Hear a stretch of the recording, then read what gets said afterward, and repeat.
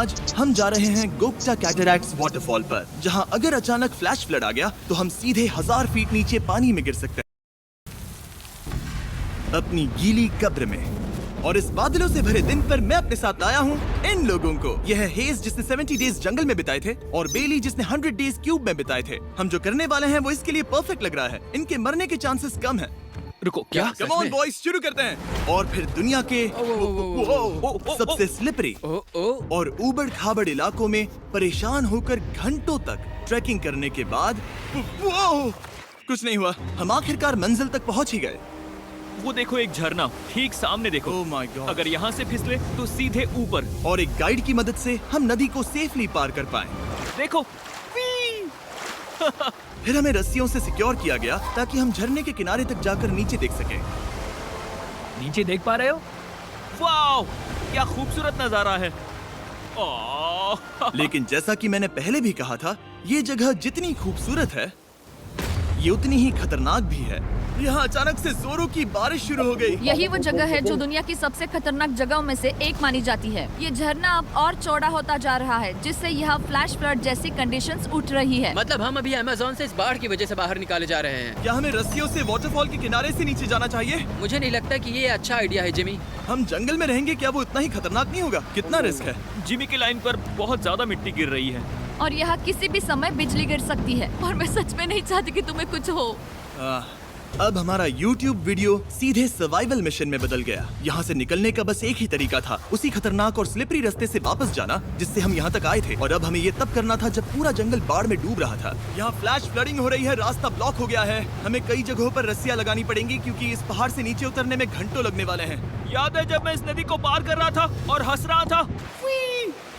अब मैं नहीं हंस रहा, अब मैं डरा हुआ हूँ। मतलब अगर मैं फिसला तो वो झरना वही है। जरा ये पानी देखो, यहाँ कोई मजाक नहीं हो रहा है। रस्सी पकड़ो और खुद को ऊपर खींचो। मुझे मरने मत देना। और घंटों तक बाढ़ और कीचड़ से जूझने के बाद हम आखिरकार इस पहाड़ से जिंदा निकल ही गए। अब हम जा रहे हैं धरती के सबसे खतरनाक कोने में, जो दुनिया की सबसे घातक जगहों की हमारी लिस्ट में नंबर 1 पर है।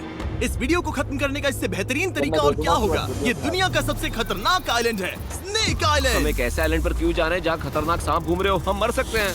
Bye bye. Bye bye. अब हम ऑफिशियली यहाँ कल तक फंस चुके हैं। हाँ, सही सुना। हम अपनी पूरी रात इस दुनिया के सबसे खतरनाक आइलैंड पर बिताने वाले हैं। और हमारे पास हैं ये स्पेशल शिन गार्ड्स, जो जमीन के नीचे हर कदम पर छिपे जहरीले सांपों से हमें बचाए रखेगा। यहाँ पर सांप कहीं भी हो सकते हैं। हाँ। जिमी, अगर इनमें से किसी सांप ने काट लिया तो? जैसे ही जहर ब्लड स्ट्रीम में जाएगा, त्वचा गलने लगेगी और 1 घंटे के अंदर गए काम से। मुझे तो अब सोचकर ही डर लग रहा है, किसी भी सेकंड कुछ भी हो सकता है। ये बहुत रोमांचक होने वाला है। एक आइलैंड जो इतनी खतरनाक चीजों से भरा पड़ा है, वो इतना खूबसूरत कैसे है? ऊपर से देखने में ये सच में शानदार लग रहा है। अगर यहाँ से फिसले तो मर जाओगे। हाँ भाई, समझ गया। बॉयज, संभल कर चलना। इसका नाम है स्नेक आइलैंड। तो लग रहा था जमीन पर हजारों सांप रेंगते हुए मिलेंगे, लेकिन जमीन पर जानवरों को खत्म करने के बाद अब ये सांप पेड़ों में जाकर वहाँ से परिंदों का शिकार करते हैं, जो कि इस आइलैंड के आखिरी शिकार हैं। अब हम जंगल के अंदर जा रहे हैं और यहाँ किसी भी पल एक सांप हम पर कूद कर हमें काट सकता है। अभी तक तो मुझे सिर्फ अपने पैरों की फिक्र थी, मगर अब तो ऊपर भी देखना पड़ेगा। ये पागलपन है भाई। ओ, ओ, ओ, यहाँ एक सांप है, यहाँ एक सांप है, ठीक मेरे मुंह के सामने। सांप पकड़कर साइंटिस्ट उसका जहर निकाल सकते हैं और उस जहर के लिए एक दवाई बना सकते हैं। रुको, ये जहरीला है ना? हाँ, मतलब इसने मुझे काटा तो मैं मर सकता हूँ? बिल्कुल। ओ, वो वो वो, इसे जरा ठीक से पकड़ो। ये भी छोटा है। ओ नहीं नहीं, वो चला गया। तुमने उसे गिरा दिया। नहीं, वो भाग निकला। भाग निकला। पर जिस तरह इन्होंने सांप को गिराया, उस तरह तो मैं अपना फोन गिराता हूँ। जैसे जैसे हम जंगल के और अंदर ये गए, झाड़ियाँ बहुत घनी है, मुझे तो 2 कदम आगे भी नहीं दिख रहा। सांप किसी भी पल दिख सकता है। हमें और सांप दिखाई दिए। यहाँ भी और वहाँ भी। इस बार इन्हें पकड़े रखना, ठीक है? ठीक है। पीछे हटो, पीछे हटो। इस सांप के जहर से जो दवाई बनेगी वो कितने जाने बचा सकती है? हजारों जाने।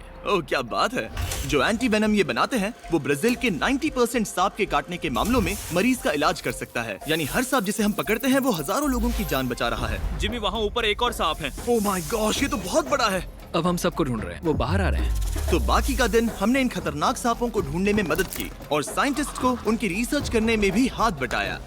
वो सांप करीब 15 फीट ऊपर है और साइंटिस्ट कह रहे हैं कि हम इस पेड़ को हिलाएं ताकि वो नीचे गिर जाए।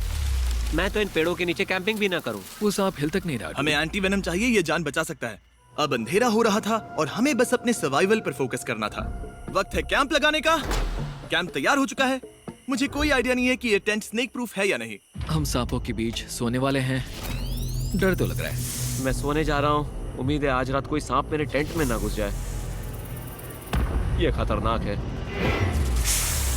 मुझे अपने घर पहुंचने का इंतजार नहीं हो रहा। जब हम उठे तो बस एक ही चीज दिमाग में थी, जितनी जल्दी हो सके इस आइलैंड से निकलना। मैं बस घर जाना चाहता हूँ। बर्फीले पहाड़ों से लटकना, हजारों फुट गहरी खाई के किनारे पर अपनी कार चलाना, बिना किसी केज के शार्क से भरे समंदर में डुबकी मारना। इस सब के बावजूद हमने स्नेक आइलैंड सर्वाइव कर लिया और कोई नहीं मरा। वीडियो देखने के लिए थैंक्स। ये नया Feastable creamy peanut butter cup try करना जो अवेलेबल है इन रिटेलर्स के पास।